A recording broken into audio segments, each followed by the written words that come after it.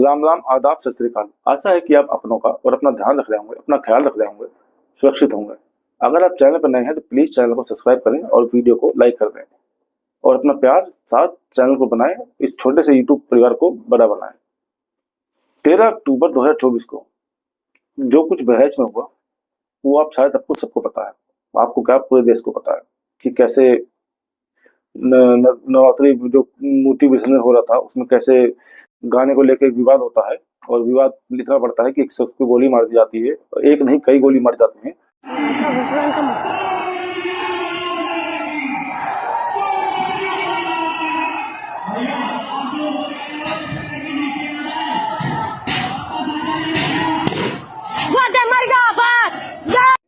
साथ में उसके शरीर के साथ इतना बुरा व्यवहार किया जाता है कि शायद बताने में भी रोंगटे खड़े जाए तो सुनने वाला क्या हाल हो।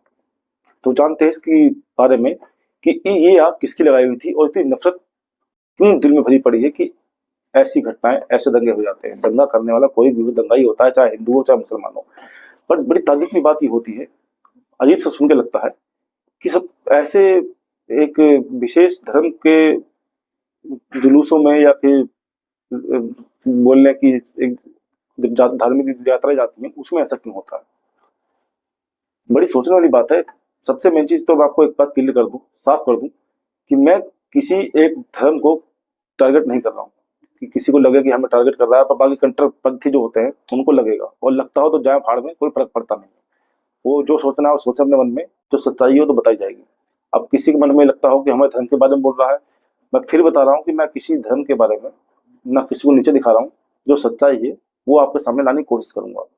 फिर भी किसी कट्टरपंथी के दिमाग में कोई भूसा भरा हो या कोई उसके दिमाग कुछ आ रहा हो तो वो अपनी सोच का खुद जिम्मेदार है। 13 अक्टूबर की को जब ये 2024 को ये यात्रा निकली मूर्ति विसर्जन के लिए, इस जो मसीही तहसील है महाराजगंज बाजार में, जब ये यात्रा निकलती है तो सबसे पहले मैं एक बात क्लियर कर दूं, ये बस सच्चाई है कि जो यात्रा जब जा रही थी, जो मतलब मूर्ति विसर्जन के लिए वो जो डीजे थे उन पे जो गाने थे वो बहुत आपत्तिजनक बज रहे थे। ऐसा नहीं करना चाहिए। आपत्तिजनक गानों को कोई मतलब है नहीं किसी धर्म में भी हो। आप एक माता जी को लेके जाते तो आप माता जी के जो गाने थे वो बजाते। पहली गलती तो उनकी है जो कि कही जाएगी, चाहे वो धर्म किसी का भी हो। डीजे पे कोई आपत्तिजनक गाने बजाने हैं, कोई शादी ब्याह था नहीं, माता जी का विसर्जन करने आप जा रहे थे तो जरूरत थी नहीं इस गानों की। दूसरी तरफ से जब इसका विरोध हुआ तो इनमें थोड़ा विवाद बढ़ा। पर एक छोटी सी बात मेरे अब तक समझ में नहीं आती है, जो भी आपको आगे बात करूंगा इसकी पे, कि जब विवाद बढ़ा उनने उसमें से एक शख्स ने पेन ड्राइव निकाल दी। बात बढ़ते बढ़ते यहाँ तक पहुंच गई कि उसमें से एक शख्स जो होता है राम गोपाल शर्मा, राम गोपाल शर्मा, इस जो शख्स होता है जिन्होंने उसको गोली मारी थी, इसमें से सरफराज तालिब वगैरह कई लोग हैं, 5-6 लोग थे। ये लोग छत पे चढ़ जाता है। छत पे चढ़ने के बाद उनका जो इस्लामिक झंडा है हरे रंग का उसको उतारता है और वहां भगवा रंग का झंडा लहराता है। अब आप इस बात को ध्यान से सुनिएगा, जो ये सोशल मीडिया पर इंस्टाग्राम पे जो टटमुजी हैं जो उल्टी सीधी रील वायरल कर रहे हैं, आधा अधूरा सच दिखा के वहां दंगे भड़का रहे हैं और ज्यादा पता नहीं क्या साबित करने की कोशिश कर रहे हैं। मैं इस पे वीडियो बिल्कुल बना नहीं रहा था, आज घटना कितने दिन की हो गई, पर मैंने इस पे वीडियो बनाने की सोची नहीं, क्योंकि मुझे भी लगता है कि ऐसी वीडियो को बढ़ावा देना, ऐसी चीजों को बढ़ावा देना गलत था। पर जब आप सोशल मीडिया पे ऐसी गंद फैलाएंगे, सिर्फ आप तो सोशल मीडिया पे देख सकते हैं इंस्टाग्राम वगैरह पे कि मतलब कितने उसमें अच्छाई दिखाई जा रही है कि हमारे साथ धर्म के साथ करोगे तो हम तो ऐसे ही करेंगे, इसके साथ ऐसा हो गया, अब तो शुरुआत है, कब तक दबेंगे, ऐसे ऐसे मतलब कमेंट लिख के उस पर डालते हैं और कमेंट पढ़ेंगे तो आपके खुद ही पोस्ट हो जाएंगे। घटना पे आते हैं, उसके बाद उसको गोली मारते हैं, उसकी क्षतिग्रस्त होता है। पुलिस वाले पता नहीं वहां क्या कर रहे थे, घूमने आए थे कि किसी पार्क में घूम रहे थे, पुलिस वाले वहां पर कर क्या रहे थे। और फिलहाल जो पुलिस वाले थे उनको वहां से निलंबित कर दिया है, उनका सस्पेंड कर दिया है। अब इसके बाद जब कुछ वहां और पुलिस फोर्स आई, सब कुछ तहना बिनी हुई, उसके वीडियो भी मिलेंगे, दुनिया भर के वीडियो है। तो काफी देर बाद उसके सबको लाइक आ गया कि सोचिए कि सबको निकालने के बाद गाड़ी तक नहीं मिली, बैटरी रिक्शा पे ले जाके उसको अस्पताल ले जाया जाएगा। बात यहाँ तक तो सब ठीक थी, गोली लगी, अस्पताल ले गए, सब कुछ ठीक था। पर जब उसकी पोस्टमार्टम रिपोर्ट आई, आप विश्वास करिए कि जो एक आजकल कुछ यूट्यूब पे आपने देखा होगा मीडिया कर्मी के चैनल बना दिए हैं। अच्छा, आप जैसे कुछ लोग कहते हैं बड़े बड़े चैनलों को, जैसे कई चैनल हैं, नाम कह लूं उनके, आज तक हो गए, डिजी न्यूज हो गए, तो इन लोगों को कहा जाता है गोदी मीडिया कि सरकार बिकाऊ है। तो ऐसे यूट्यूबरों को, जो यूट्यूबर क्या नाम है सिर्फ एक पक्ष के ही बारे में दिखाते हैं कि या कांग्रेसी के या फिर सपाई के दिखाते हैं, इनको क्या कहा जाए। मैं कम से कम 200 चैनल के नाम बता सकता हूँ यूट्यूब चैनल पे कि जो लोग सिर्फ एक ही तरफ की बात करते हैं हमेशा।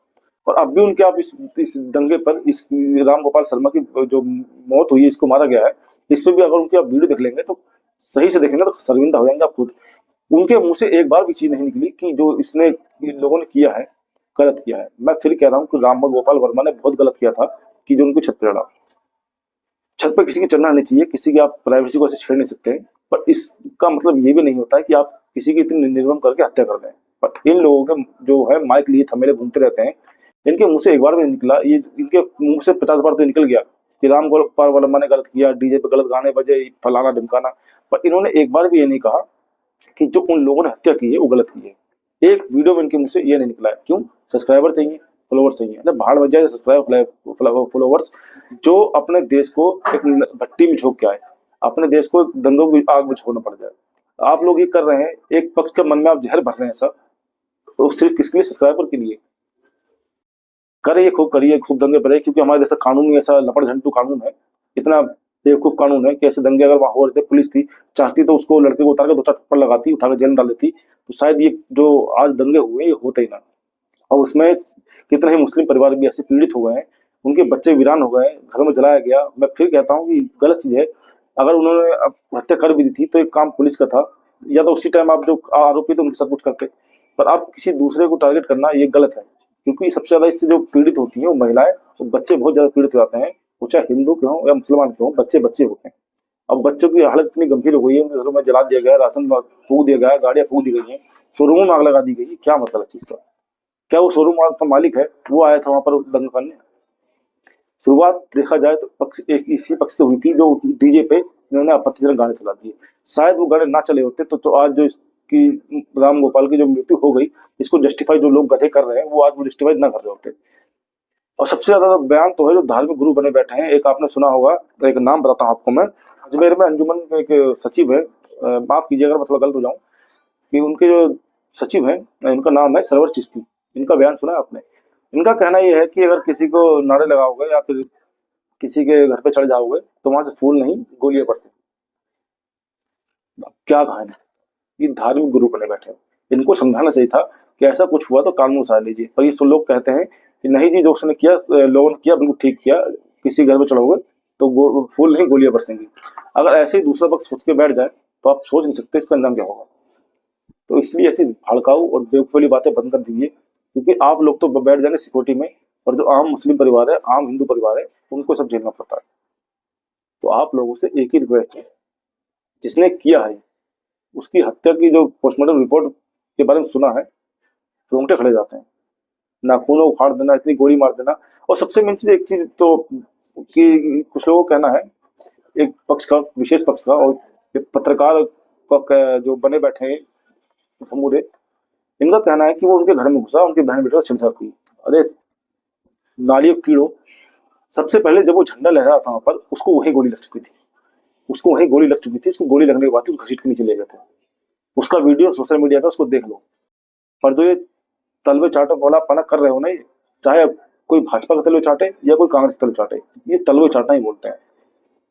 ये कहना कि उसने जाकर बदतमीजी करी थी, जब उन्हें अपनी बचाव में वहां गोली चलाई थी, तो ये बहुत ही बेवकूफी वाला काम है। जब वो झंडा वहां लहरा रहा था, उसको गोली ऊपर लग चुकी थी, और गोली लगने के बाद उसको घसीट के ले गए, उसके बाद बर्बरता की है, करंट लगाया, उसके नखून उखाड़े, जो कि सच्चाई है पोस्टमार्टम रिपोर्ट में।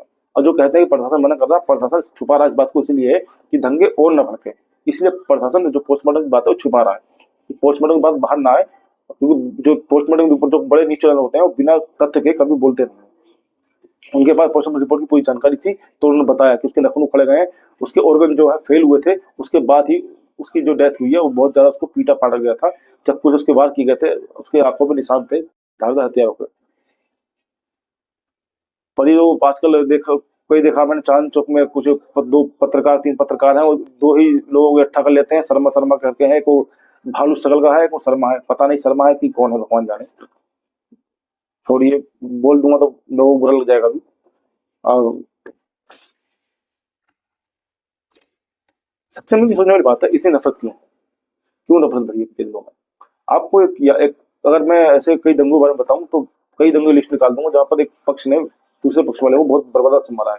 मैं उसके भी खिलाफ हूँ। जब किसी को मुस्लिम को पकड़ कर मार दिया जाता है किसी भी चीज की वजह से, मैं उसके भी खिलाफ हूँ। पर इस पक्ष के भी खिलाफ हूँ कि आप किसी भी हिंदू को पकड़ के ऐसे मार दें, तो ये भी गलत है।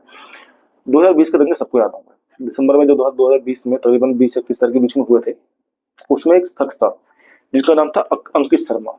आप विश्वास करें, उसकी पोस्टमार्टम रिपोर्ट भी जिन लोगों ने पढ़ी थी उनका भी दिमाग दहल गया था, पर लोग भूल गए। उनके शरीर में 52 चाकू के निशान थे, 52 चाकू मारकर उनको नाले में फेंक दिया गया था। अब सोचिए और कमेंट बॉक्स में जरूर बताइएगा कि क्या ये नफरत फैलाना, ये छोटे जो चैनल वाले बने बैठे हैं अपने आप में, न्यूज वाले, ये कर क्या रहे हैं? ये इतना जहर भर देना है मुस्लिम पक्ष में, हिंदू पक्षों में, कि आपस में लड़वा कर मार डालेंगे एक दिन, और ये अपने सब्सक्राइबर लिए घूमते रहेंगे इसी। आप अपने राय कमेंट बॉक्स में जरूर दीजिएगा। मुझे गुस्सा आया, मेरी भाषा ऐसी हुई, इसके लिए माफी चाहूंगा। पर अपने सब्सक्राइबर बढ़ाने के लिए मैं ऐसा झूठ नहीं बोल पाऊंगा कि ऐसा ना कुछ बात छुपा पाऊंगा, या किसी की तलवार चाटी मेरे बस की नहीं है, चाहे वो भाजपा हो या चाहे कांग्रेस की। जो सच है वो बताएंगे। भाषा के लिए माफी फिर चाहूंगा, दोबारा चाहूंगा। आपका छोटा हूँ, चाहे बड़ा भाई मान के, छोटा भाई मान के, भाषा के लिए थोड़ा माफ कीजिएगा। गुस्सा भर गया था अंदर। मैं इससे बिल्कुल वीडियो बनाना नहीं चाहता था। जब से एक हो रहे कांड, मैं अपना दूसरे वीडियो बना देता हूँ, अपनी कहानी बना देता हूँ, पर इसमें मैंने कभी बनाया नहीं। मुझे अच्छा नहीं लगता कि दंगों की बातें करें, क्यों करें। पर जब मैं सोशल मीडिया पे वीडियो देखी, आए दिन देख रहा हूँ कि अनाप शनाप बोले जा रहे हैं कि उस लड़के ने गलती करी, उस लड़के ने गलती करी। अरे उस लड़के ने गलती करी तो थप्पड़ मार देते, उसको पुलिस पे हवाले कर देते, जान से मार दो किसी को।